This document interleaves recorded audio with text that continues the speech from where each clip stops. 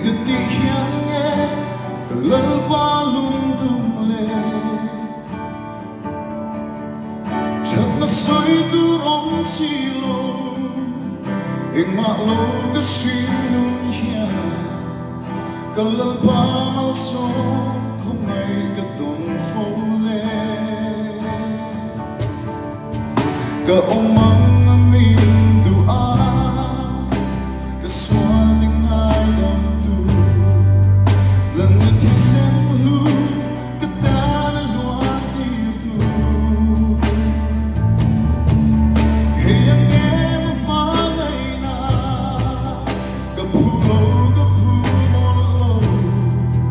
min siempre nahi mangay na fanani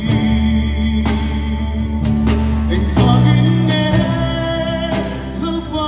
min siempre le ka til di ren tuang kuring ma om silo Itiang rin na rong quy na da don sa kya ing fang e lalpa min siempre le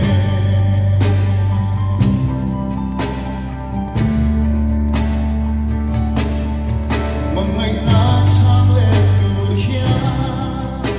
til di kan nei silo ru zo thei mo dam chung doi te a hiya di di hiya na thar sel si I chhat na lo hiya ma ke ro isya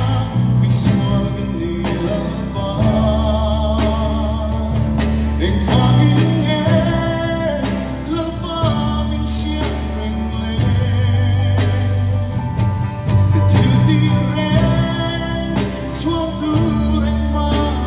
om silo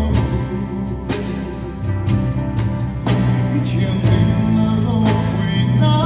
da don sa kya ing fang e lalpa min siempre le ing fang e